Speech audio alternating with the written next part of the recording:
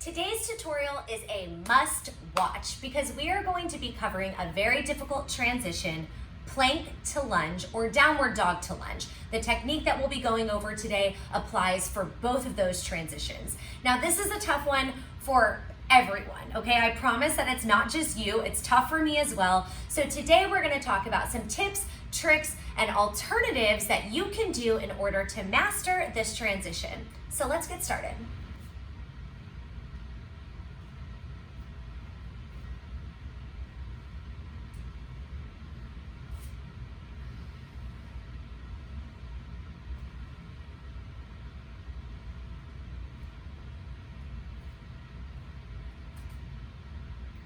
There are three things that I need you to know before we get going, okay? So number one, the transition itself is a three-part move, not a two-part move. Number two, feet mobility plays a substantial role in this. And number three, spinal flexion is going to be key.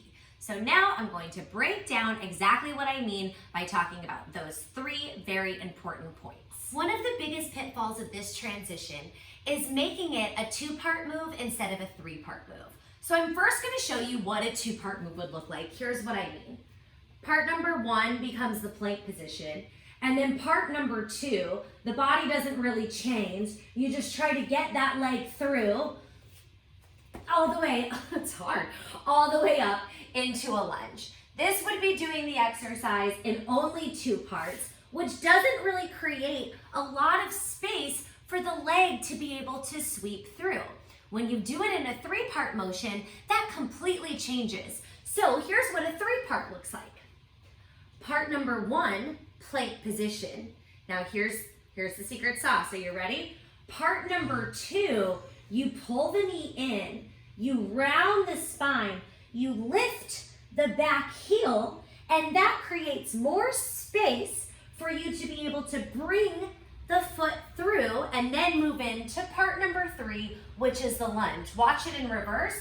Hands go down, back heel lifts, spine rounds, I create space, then I lengthen out into the plank. In that secret little middle step, that is where the foot mobility and the spinal flexion comes into place. So here I am in my plank. Check out my heel that's on the ground, right? Here my heel is shifting back. Here my heel is lifting up, which created quite a bit more space underneath my body. If I also add in the rounding of the spine, so here I am, long spine, here I am, rounded spine. Now I'm going to also give myself the heel, and look at that. I now have several more inches from my body to the floor to be able to take that leg all the way through. Now, I want to be very clear about something. Just doing these three things is not going to just fix the transition easy breezy. It will make it better, but these are techniques that you have to work on.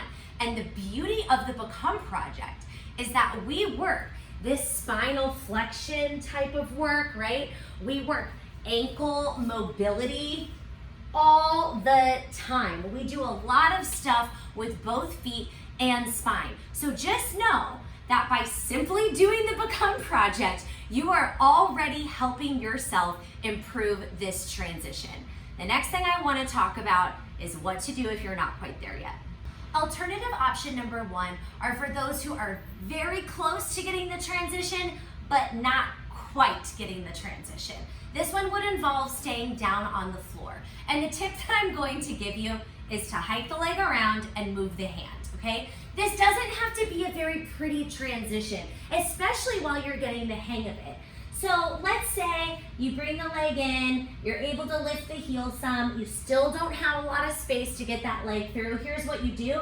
Hike the leg around, move the hand, and then adjust the foot into place so that your knee and ankle are in line, okay? It's very important to note that this transition, it doesn't have to be sexy, it doesn't have to be super fluid, just get the leg up there. Alternative option number two is great for those who want to stay on the floor but want to ease up on the joints for a little bit.